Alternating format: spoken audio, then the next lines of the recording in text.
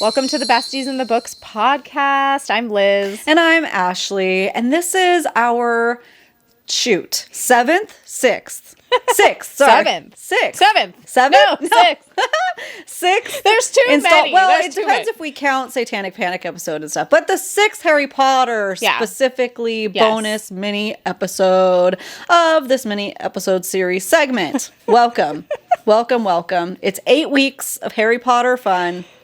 And we'll have a bonus episode at the end of all of our wrap-up feelings and the movies and all that stuff. Here on Friday. So welcome. Happy Friday, you guys. We did it. We made it through another week. We did it. We made it through another week. Good job, you guys. Of life and of Harry Potter. Yeah. So today we are going to be going over the Half-Blood Prince. So Harry Potter and the Half-Blood Prince, which we've apparently determined is book 6. Yeah. Great. Yeah. And just to give you guys a rundown, the first few minutes are going to be spoiler free. We'll give you our 1-sentence star rating so that, if you're like, should I read these? Is it worth it? You can find out what our 2 cents is on that. Or maybe you've read these before and you're just looking to get our opinion. Yeah. And, as per usual, we'll go through our plot in 5 sentences or less, which we've been having a lot of fun with over here. I think that you guys have been enjoying that too. And, we'll just kind of get into the usual questions, like what we liked about it, what we disliked about it, who our favorite characters were, some fun Harry Potter fun fact to wrap it up. So if that sounds good to you, please stick around for Harry Potter and the Half-Blood Prince. But before we get into that, we just wanted to say thank you so much for being here. Thank you so much for being here, you guys, through all of our podcast episodes and our silly shenanigans. Thank you. Make sure to like and subscribe. Anywhere you like to listen to your favorite podcast, go ahead and follow us there. Yeah, we're on YouTube if you need that. We're over there. We're hanging out. We're having a good time. And also on Instagram and TikTok at Besties in the Books podcast. So you guys, come hang out with us. Come join us on Fable if you want to read these bonus reads with us, book club, anything like that. Fable is a free app that you can download that is also spoiler free if you want to feel like perfect. You need, if you need somebody to talk to as you're reading books. We have a whole billion of books at this point on there. You can go back to old ones. You can join us for the new reads, whatever. Choose your own adventure, guys. What do we have on? We've literally got all Throne of Glass. Yeah. We're working on ACOTAR. You got the Crescent Cities. You got the Crescent Fourth Cities, Wings and Iron Flames. Yeah. You got everything. All the popular ones and the non-popular ones. You just go to us, search a book, see if it's there. It's probably there. And if it's not, then maybe you should suggest it, and then it will be. Yeah, exactly. So there we are. Next week, all the Harry Potters. And next week, you guys, tune into us because we will announce what series we're doing next. Ooh, for fall. And it's a good fall, winter vibey series that Ashley and I, again, have not read before. So this is all new to us. Yep. New adventures. So new adventures. Pretty exciting. Yep. Okay. So let's kick this off with our 1-sentence basic star review, spoiler free. Okay. Let's go. Okay, well. Go ahead. Why don't you go? Oh, you want me to go first this time? You go. No, you go. Yeah. Okay. So I rated this book, so Harry Potter and the Half-Blood Prince, I rated it 4 stars. And my 1-sentence review would be, this book has been my favorite in the series so far because I feel like we get the most backstory. Yeah. Which I find interesting. However, even with the crazy ending, I still did not feel attached to the characters, and therefore it is a 4-star. Yeah. Yeah. My review is almost the same. So 4 stars. The only thing that didn't give it 5 stars is I still am not attached to the characters. Yeah. And we'll go into that more when we talk about the spoiler. We get in the spoilers because we need to talk about something that's been bugging me. So yeah, there you go, guys. Yeah. We'll in this book, I feel like, things really go off in a big way that should have affected us more, and I feel like we didn't. I don't know if that's because we're just not the age group, we don't have the nostalgia, or if it's because it's an actual character development problem. I don't know. I guess we'll have to wait until your daughter finishes them all and then she can tell us. I know, right? Yeah, we're only like halfway through book 2, so it's going to be a couple years. Well, no pressure. Yeah. I'm just saying, like, then we could get like the actual perspective of someone in the age group who's meant to read it. You know what I mean? I mean, yeah, it must be, I don't know. I feel like let's have you guys that have read this too as adults for the first time, go ahead and let us know, especially by the end. Were you emotionally invested and attached to these characters? Or is it needed to read it when we were young kind of thing? Because so far, it's not clicking for me. So Same. And that's unfortunate because I really thought it would. So yeah. Like, don't get me wrong, I am very glad that I now understand what people are talking about when they're mentioning things. Yeah. Like, that is nice because I definitely feel like there's this big chunk of, like, I don't know what you want to call it, lore, that, like, literally I was, like, over my head. It just goes over my head, and I just had to ignore it because I'm like, I don't know what that means. Yeah. And now I'm like, oh, I know what that means now. That's cool. So I do appreciate that about it, but my connection to the story in general is still very, like, tenuous at best. Yeah. Yeah. For sure. Okay, so you want to get into spoiler section? My favorite part, guys. Let's go. Beep, that means spoilers up ahead, and that means we have the triangle. If you missed last week's episode, you have no idea what I'm talking about. But I have our mascot for this series. It is the triangle, the instrument. Every time Liz finishes a sentence, we will give it a little ding, a ding-a-ling. It's to show how, if I'm doing well or if I'm failing. Yeah. At this task of the entire plot of a 650-page book in 5 sentences or less. I honestly was, like, worried I was going to have to use Spark Notes for this time because I did the audio of the whole thing. And so I was like, am I going to remember enough? Am I going to forget things? And I was like, actually, I think it worked out good because I wasn't overthinking it. Yeah. You know what I mean? I feel like when I read the actual physical copy, like, on my Kindle, I'm highlighting a lot, I'm making a lot of notes, and then it can get, like, overwhelming. But since I didn't do that, since I read audio this time, I was like, oh, I'm just going from memory. It's great. Because there are so many side quests in each book, and it's like, maybe that's part of what loses me. Because, like, I don't mind a good side quest, because usually it all connects at the end. And only, like, sometimes it connects. Yeah, I feel like here, lots of times the side quests are just kind of, like, filler. In this case, high school filler. Yeah. It's like high school drama filler that is interesting to perhaps people of that age range. But to us, we're like, oh, this doesn't have anything to do with the story. I don't care about this. Yeah, exactly. Yeah. So I think I did a good job of, my brain just didn't retain any of that information. And so it was easy for me to write this time. So we'll see if I left out anything major. You can tell me if I go in the trash today or not. All right. Trash or treasure. Let's go. Okay, 5 sentences or less for Harry Potter 6. Okay. Fudge has officially been replaced as Minister of Magic, and Snape makes the unbreakable vow to Narcissa and Bellatrix to protect Draco and, if necessary, help him perform the unnamed task that Voldemort is ordering him to do because of his father's inability to secure the prophecy. We assume this means to kill Harry. That was bad on my part, but we'll get it on the next one. Good. Okay. Oh, sorry. 1. That didn't count. I got a bonus. Okay. Dumbledore uses Harry's help to recruit Slughorn to be the new Defense Against the Dark arts teacher, and also begins personally tutoring Harry in sessions where he shows him glimpses of the past using the pensive, mostly consisting of Voldemort's history as Tom Riddle and how he came to become evil.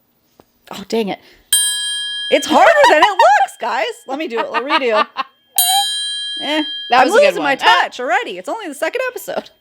You're overthinking it. I am for sure. I'm thinking about it a lot. Okay. Too much. It's a triangle. Calm down, Ashley. All right. Okay, so that was 2. All right. Harry finds an old potions notebook that contains tons of spells, including very useful but dangerous ones, like the one he struck Draco down with because he suspects him of working with Voldemort, having the Dark Mark, and becoming a Death Eater in his dad's stead, but cannot prove it yet. 3. There we go. That was a good one. Good. Okay, this is where they get a little long, guys. Okay. Dumbledore explains to Harry that Voldemort has separated his soul into 7 parts called Horcruxes, which Slughorn regrets teaching him about when he was a student. That the prophecy is not law, and that Harry must act on his own free will because the prophecy only has power if Voldemort makes it so, and that in order to stop him, they must collect and destroy all 6 Horcruxes and then kill Voldemort's physical body, which is the 7th.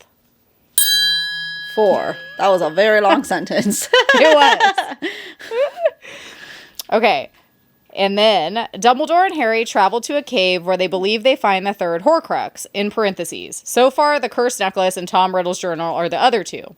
But the process drains Dumbledore of much of his power, so when they get back to Hogwarts and it is sacked by a bunch of Death Eaters, Draco corners him and Snape kills him with a curse, then shoves him off the building, revealing his true allegiance to Voldemort.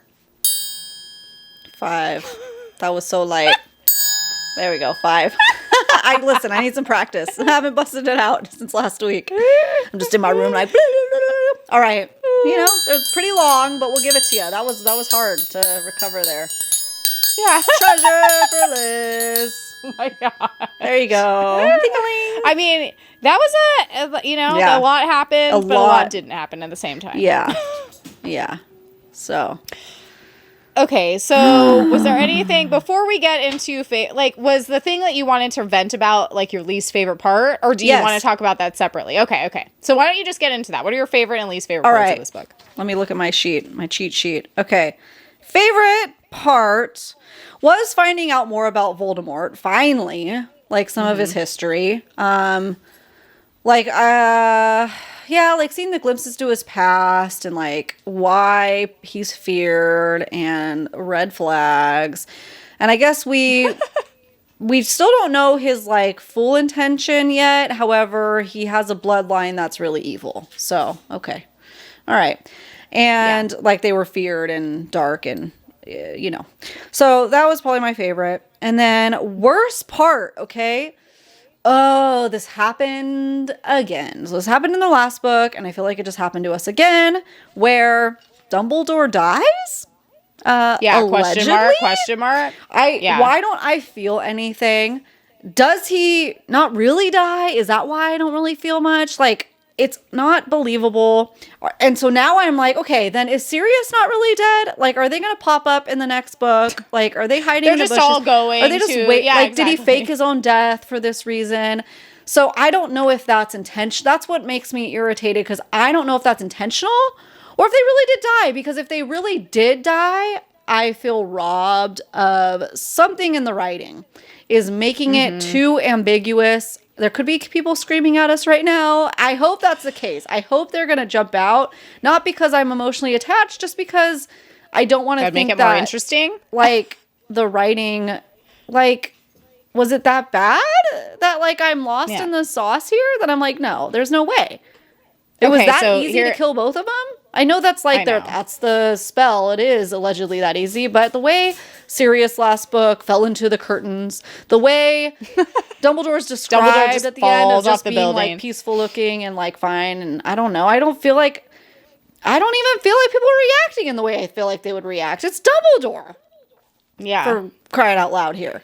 I mean, Hagrid was really sad. Yeah. He was like the only one that was like, not only people are sad, but I don't know. Okay, so I have a theory about this. Okay. And maybe I'm wrong, because, like, we could find out in the last book that they actually are just going to hide out in a different realm or whatever, and they're going to come back. You know, I don't know. But I feel like this is my 2 cents. I think that if these are in fact true deaths, okay, so if Sirius is really dead and Dumbledore is really dead, the reason why they are writing it, or J.K. Rowling wrote it this way, is because they are kids' books, and to not maybe make them too graphic and traumatizing. Yeah, I guess. That's the best I can come up with, because, you know, it's like Dumbledore, we've really liked him since the beginning of the series. Sirius, we also really liked since the beginning, or since we were introduced to him. And so, if anything, we should be very traumatized that they are dead. But yet we feel nothing, because the way that it's written is just so, like, anticlimactic, almost. And so, I'm wondering if that's because that she's trying not to traumatize her, like, young readers too much. But something that we need to consider here as a possibility is that one of them is still alive. Because how come Sirius' body wasn't recovered, but Dumbledore's is sitting right there? Something's up with that. Well, because Sirius got pushed through some kind of weird portal, I think. Yeah. And Dumbledore just got pushed off a building. Or he's like a fake. It's not really him or something. Maybe. I don't know. Something doesn't make sense to me, so... Yeah, same. And maybe it's not supposed to, right? It's like we still have one more book, so who knows? This is the first time that I read the book, and I'm like, okay, I need to read the next one because I need to like be able to figure out how I'm supposed to feel. Like, I waited because I finished this last week, and it's been killing me, but I didn't want to confuse stuff, and I wanted to have these feelings right now because... Like, I'm going to jump back into Deathly Hallows because I need to have some closure on that, I guess. Well, I mean, it's the last book. It's a completed series. We'll have closure whether we want it or not, you know? Yeah. So, all right, your turn. What was your favorite part? Okay, so mine, like, ties into yours, too. Yeah. So, my favorite part was how Snape's character has been written. So, and this is why I say... this ties into yours, because if Dumbledore isn't really dead, then that brings up the question of whether or not Snape killed him. Yeah. Do you know what I mean? Was Snape in on it? Is he really a double agent? Did he help Dumbledore fake his death for some reason, or did he really kill him? Is Snape bad, or is he good? We still don't really know, even though we want to think he's bad at this point. Yeah. But there has not been confirmation that he's not playing both sides. Yeah. He is playing both sides. Which side is he actually playing? So, like, is he on a side? Is he just on his own side, perhaps? Yeah, and I think that's why it makes me think Dumbledore isn't, like, essentially faked his own death in a way, because we don't fully have closure on Snape still. It's not. No, we do not. It's not black and white. To me, even though it's like he killed him, it still doesn't feel like, I don't know, it doesn't feel like a dramatic moment. And the way, sorry if you guys can hear my dog, she's playing I was right like, now. Was that a dog? Yeah. I was like, what was that noise? Sorry, you're going to get some interesting background sounds for a minute. So the way Dumbledore was talking to Draco and kind of wanting to make him make a final stance, you know, and Snape kind of whooshing in. I don't know, to me it just feels orchestrated. Yeah, totally, 100%. In the favor of the light side, if you will, you know, the good side. I agree. But that could just be me wishful thinking. I don't know. So, just hoping that it's deeper than it is, kind of a thing. What is your take? What do you think? What's your guess on Snape? I would like to believe at this point that Snape is good. And that not because I care if he's good or bad, but because I feel like that would make the story more interesting. Yeah. You know, if he was good and he was helping orchestrate this whole thing to try to take down Voldemort. I think that would be way more interesting than Snape is evil. He's working for Voldemort. He killed Dumbledore. Because otherwise he's like, just another villain. He's just another henchman, which is literally how each of them have been so far. So it would be more interesting for him to be like, oh, but he's not just like all the other ones. So we'll see. And then to find out like where like Sirius went when he died, like where did his body go? Is he if he's really dead, then what happened? Where did he go?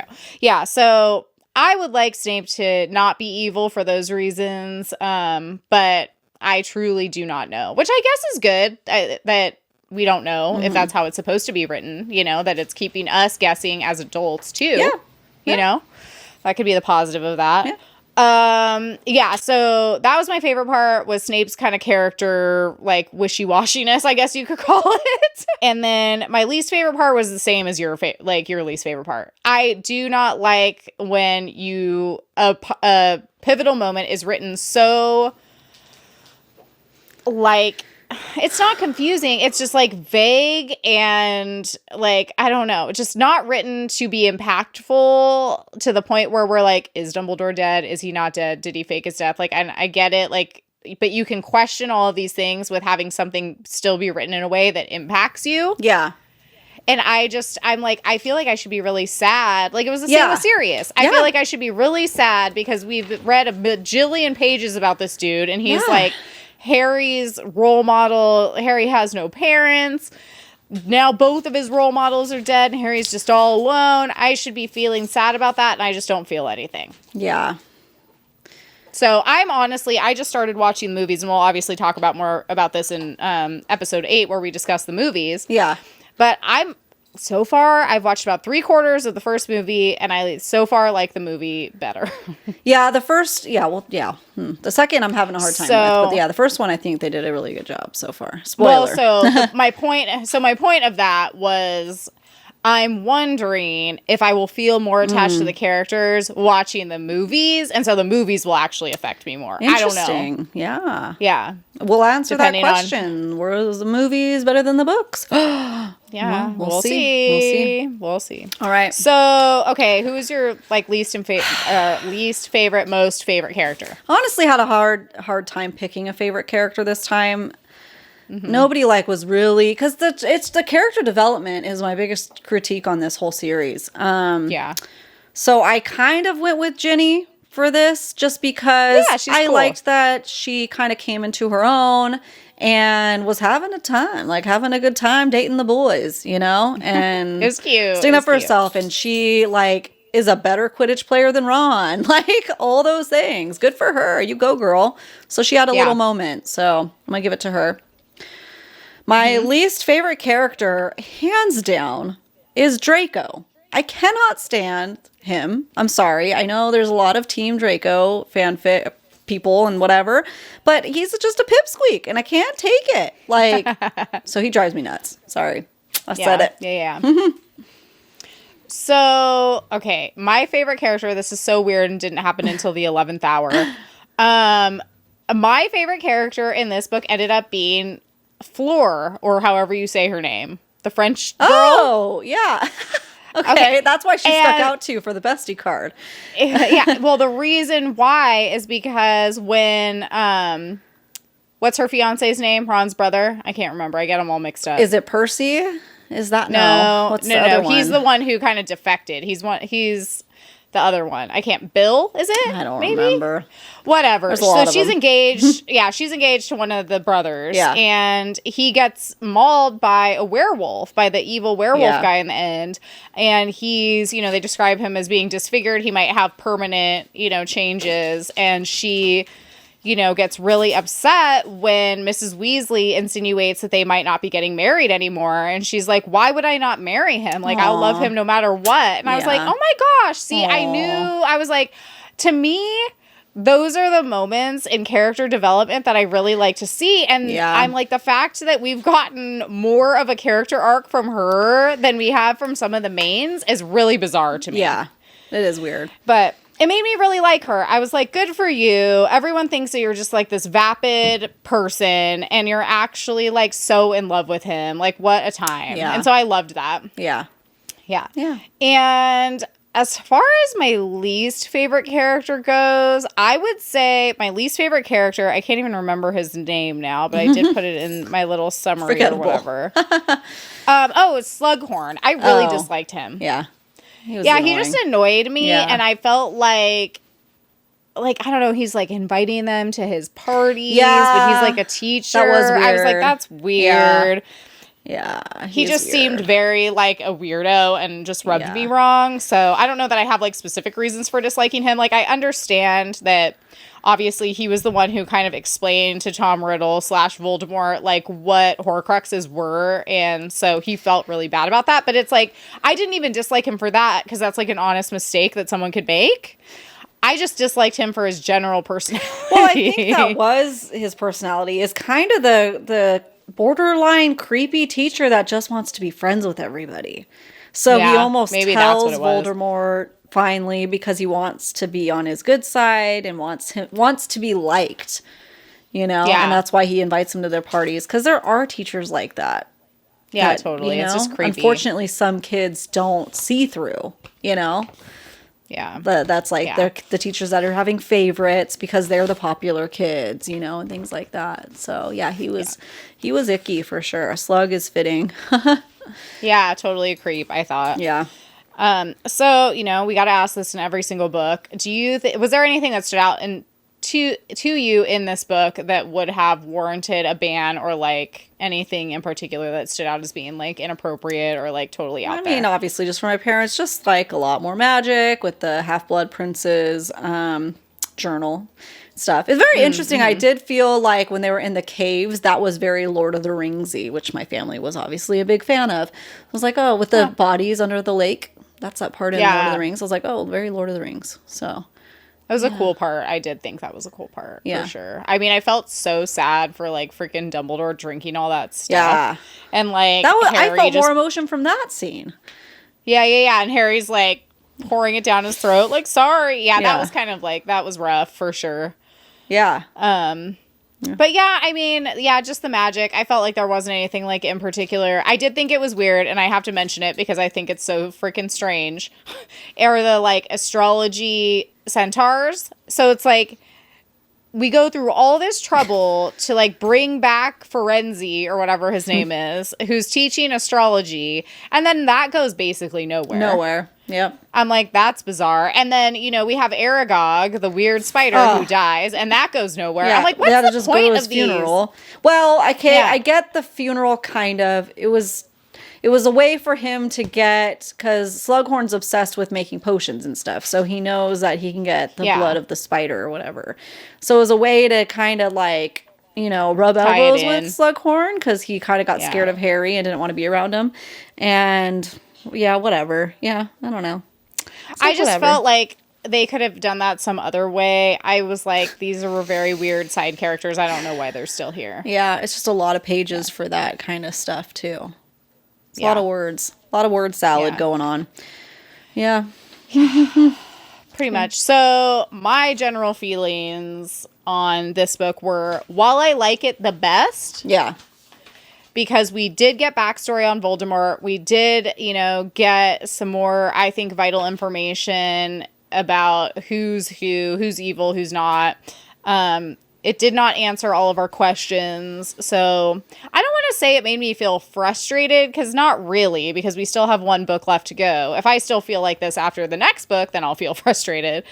But it made me feel entertained enough, but still very disconnected from the characters and therefore the story as a whole, to where it's kind of like, at this point, I'm like, I could kind of take it or leave it. Like, I'm not really feeling anything too emotional about it. Yeah. And for 6 books, for what is essentially an epic fantasy, I'm losing steam. I should be revved up, excited. Like I said, the only reason at this point that I want to, other than, we have to continue, other than being forced to continue, is that I just need to know if what I'm feeling is valid. Like, am I supposed to feel nothing? Am I like, what is going on with just that story? Yeah.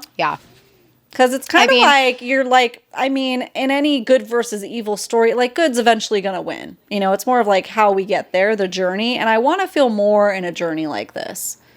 Yeah. And I have. Same. Like you mentioned, we were on the live before we did this for this month's book club, and Liz had mentioned this is the same, probably pages-wise, same length of Throne of Glass. I know Throne of Glass is older. There's older context going on. It's more like, high school? But... Yeah. Like, you feel so much for those characters. The way that book is written is miles above what J.K. Rowling has done. I know it starts at a younger age, so I'm trying not to, compare too much because it's apples to oranges. However, we've also read very young children's books that you still feel more. So I just am trying to figure out what's the disconnection.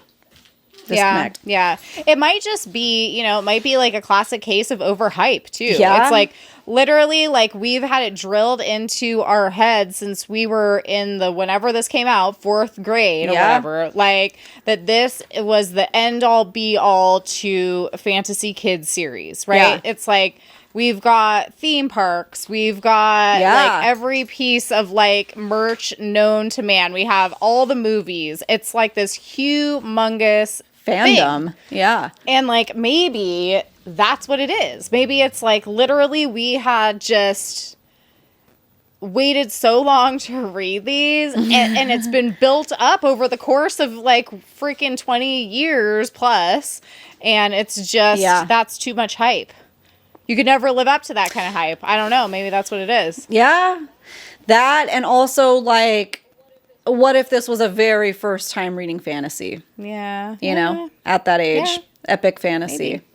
So our bar's high. right? Our bar is very high. You know? Also, like, I've never thought about this until right now because we're kind of comparing it to Throne of Glass. And, like, not comparing it in the way that the storylines are anything similar or anything like that. Like, literally just, like, that it's fantasy and it's younger and it's long. Yeah. But, like, as women, right, who were once girls, maybe it's, like, we just don't relate as much to a story that is very much revolving around a boy. I wonder if that has something to do with it. But JK, I mean, a woman wrote it. So do you know what I mean? You Yeah, know? I mean, yes, but I wonder. But I mean, the rumor is that not rumor. I think it's I think it's truth. I think it's validated. Whatever. That she had to do JK instead of whatever her real name is because she wasn't taken seriously. So maybe she was writing it for boys. Yeah, like intentionally so. Because, I mean, you have to admit that, like, reading about someone like, you know, Selena is way more relatable as someone who's been a teenage girl than someone who's I've never been a teenage boy, so... Yeah, true. That's a good point. That is a good point. I know a lot of women and girls love this series. Yeah, totally. So, but just for us and where we come from, yeah, that is a good point. It could be something for us as readers that we don't usually tend to resonate with. Yeah, it could be as simple as that too. Like I can't lovingly look back on my youth and relate to Harry in very many ways. Yeah. You know? Yeah. I don't know. So, I mean, how are you feeling going into the final book? I mean, just that, you know, just that. I just want to figure that answer out. Yeah. So, yeah. Just figure out if it's a disconnect in general or if the grand unveiling reveal of all time is getting ready to happen in this last book. Like, it's hype because I was really excited to finally be reading it since it was banned for us as kids. And so right now I'm a little like, you know, the balloon sound comes back. So I'm hoping that it changes with this last book. There's a lot of pressure in this last book. That's a lot of pressure for sure. Us. And I'm kind of ready to be done. Yeah, me too. Honestly, it's taken a lot of brain work with 7 books to not be feeling what I was hoping to feel. We like to feel something with our books, so that's a big thing. Yeah, and I think like it's expectations also, because I feel like we had certain expectations going into this, or at least I did, that it would be like this amazing fantasy series that we'd really be into. And just to not give anything away, because we're not making the actual announcement yet, but like the next series that we're going into, I have completely different expectations. Yeah, exactly. Yeah. So it's like it's another series that we have not read before, but my expectations for that is that it's just going to be a silly good time. And that's it. Yeah. And so, you know, so maybe that has a lot to do with it too. Like, what are our expectations going into it? And like, maybe we just set them way too high. I don't know. We'll find out. We'll report back next Friday. Yeah, we'll find out. Yeah, we'll let you guys know. Okay, I have one bonus question for you. So knowing what we knew about Tom Riddle, especially at the point that Dumbledore is taking him from the orphanage, so Voldemort when he's still Tom Riddle, would you have done anything differently as Dumbledore with Tom Riddle? Freaking killing animals and, you know, all the things that we knew about the orphanage. Would you have navigated things differently than he did? I don't think so, because I think what Dumbledore was doing is keep your friends close and keep your enemies closer. I think Dumbledore was like smart enough to know that going into it. Maybe not that he would have turned into this like super evil, you know, overlord or whatever you want to call him. But like, I think he knew that he had the potential for greatness, and that he obviously wasn't naive enough to think that he didn't have a tendency towards, you know, the dark side.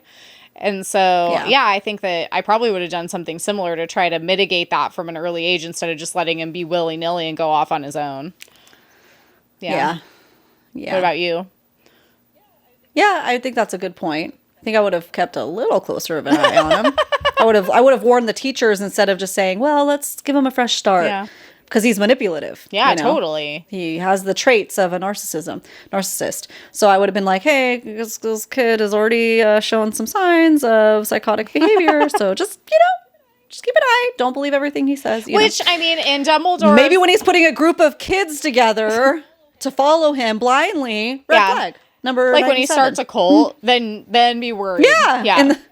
Yeah.